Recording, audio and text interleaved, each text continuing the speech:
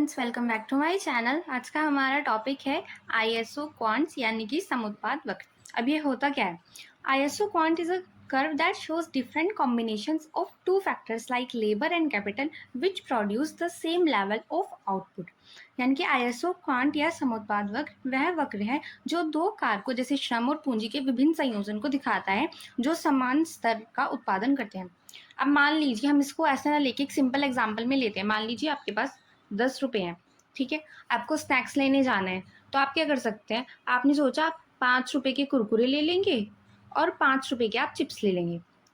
फिर आपने सोचा कि आप इन 10 रुपयों से आप ले सकते हैं, 2 रुपये की टॉफ़ी ले सकते हैं और 8 रुपये में आप कोई चॉकलेट ले सकते हैं, ठीक है। उसके बाद आपको एक और आइडिया है कि आप 10 के 10 रुपयों से ही एक पूरा पैकेट आप वेफर ले लें, ठीक है। तो उसमें आपको क्या आ रहा है? आपके पास ये दो फैक्टर हो गए। आपके पास जो है आपकी श्रम और पूंजी के जैसे कि यहाँ पे आपके यहाँ अलग अलग आपके कॉम्बिनेशन बन रहे हैं, पर आपके पास ये सब कितने के अंदर आ रहा है? 10 रुपये में। अब यहाँ पे इसमें क्या हो रहा है? ये आपके पास हो गई, मान लीजिए आपकी श्रम हो गई या आपकी कैपिटल हो गई, यानी कि आपकी वेजेस है, आपकी कैपिटल है। इन दोनों से ये तीनों अलग अलग हैं, पर आउटपुट कितनी हो रही है? सब 10 रुपये का ही है। ऐसे आप क्या कर रहे हैं? अगर आप 2 वर्कर लगा रहे हैं और आप कैपिटल लगा रहे हैं अपनी 8 के रेशियो में, तब आपकी 10 आउटपुट आ रही है। उसके बाद अगर आप 5-5 के रेशियो में लगा रहे हैं, तब भी आपकी 10 आउटपुट आ रही है। उसके बाद अगर आप अपनी यहाँ पे 7 और 3 के रेशियो में लगा रहे हैं, तब भी आपकी 10 आउटपुट हो रही है। तो यही सब आपका समोत्पाद वक्र कहलाता है। यानी कि आप क्या कर रहे हैं? आपके पास दो फैक्टर है, अगर आप एक को बढ़ाएंगे तो दूसरे को घटाना पड़ेगा। उससे क्या होगी? आपकी चीज़ें बैलेंस रहेंगी। अब इसकी डेफिनेशन क्या है? सैमुअल्सन ने इसकी डेफिनेशन दी है, ISO quant is a curve showing all possible combinations of input yielding the same output. यानी कि क्या है? वह वक्र है जो इनपुट के सभी संभव संयोजन दिखाता है जो समान उत्पादन देते हैं। अगर हम इसके लिए दूसरा एग्जांपल ले सकते हैं।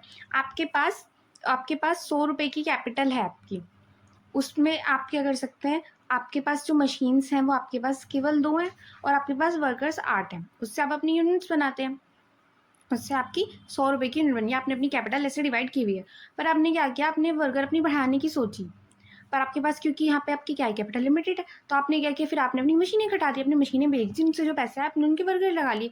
यहाँ पे भी आपकी पूरी 100 यूनिट की आउटपुट हो रही है। फिर आपने क्या किया? आपने अपने और वर्कर्स बढ़ा लिया, आपने अपने वर्कर्स 7 कर लिए। तो आप क्या करेंगे? फिर आपको अपनी कैपिटल इनकी क्या करेगी? मशीनें सोल्ड करनी पड़ेंगी, तब भी आपकी 100 यूनिट्स की आउटपुट आ रही है। तो ये ऐसे बैलेंस बना के चलता है। Suppose a firm can produce 100 units of output, यानी कि क्या कर सकते हैं? 100 यूनिट आउटपुट का उत्पादन कर सकते हैं। अब आप इसके लिए अलग अलग इन सब से आपको कॉम्बिनेशन से आके इन सब से आपको सेम ही आउटपुट मिलेगी। पर अब क्या करेंगे? यहाँ पर आपको ये चीज़ नोटिस करनी होगी, अगर आप एक चीज़ बढ़ा रहे हैं तो आपको दूसरी चीज़ घटानी पड़ेगी। यानी कि यहाँ 5 से 6 ये प्लस हो गया, तो यहाँ पे 10 से 8 ये माइनस हो गया। ऐसे यहाँ पे ये ऐड हो गया, यहाँ पे ये लेस हो गया। यानी कि इसमें बैलेंस बनाने के लिए अगर आप एक चीज़ बढ़ा रहे हैं तो आपको दूसरी चीज़ घटानी पड़ती है। ये अभी साप रहे आपके कॉम्बिनेशन 100 यूनिट्स के कि आप उसको प्रोड्यूस कैसे कर सकते हैं, ये सब दिखाता है। उसके बाद आते हैं इसकी क्या अजम्पशंस हैं।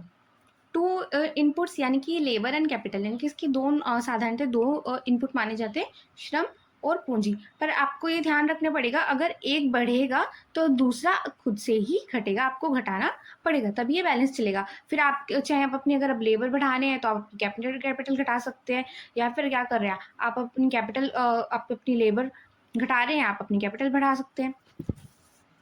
उसके बाद आता है आपके सब्सटीट्यूशन पॉसिबल, यानी कि प्रतिस्थापन संभव। जैसे कि यहाँ मैंने आपको भी एग्जांपल दिया था, अगर आप अपनी मशीन्स बढ़ा रहे हैं, लेबर कम कर रहे हैं, और अगर आप अपनी लेबर बढ़ा रहे हैं तो आपको मशीन कम करनी पड़ेगी। पर उनसे क्या रहा है? दोनों ही आपकी सेम यूनिट्स बना रहे हैं। यानी कि ये नहीं कि अगर आपने वर्कर्स बना लिए, आपने मशीन किसी और काम में लगा दी, वर्कर आपके किसी और काम के थे। ऐसे नहीं होना चाहिए कि अगर आप जिस काम के लिए आप वर्कर थे, अगर आप वर्कर हटा रहे हैं तो आप उसी काम के लिए मशीन लाए, यानी कि वो उसका सब्स्टिट्यूट होना चाहिए, प्रतिस्थापन, कि उस की चीज़ की जगह आप दूसरी चीज़ को ला रहे हैं तो वो वही काम कर रही है।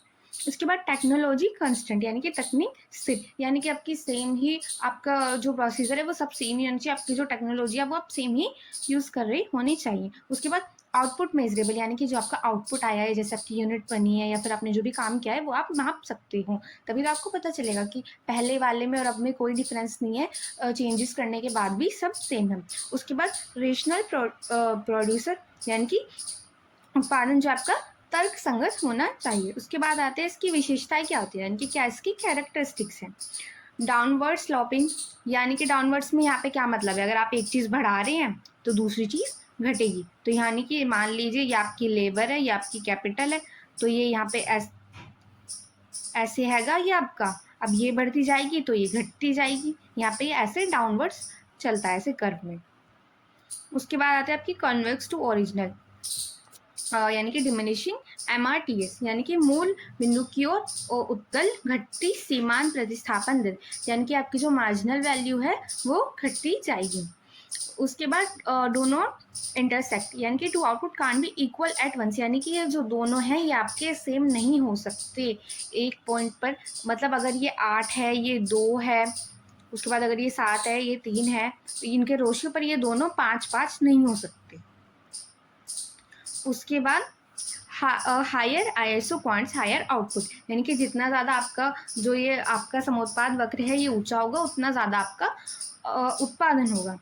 उसके बाद इन्फिनिट कर्व पॉसिबल यानी कि अनंत वक्र संभव, यानी कि इसमें कितने भी कर्व आ सकते हैं, ये नहीं कि आपका ये एक ही कर्व रहेगा, आप उसमें कितने भी कर्व बना सकते हैं।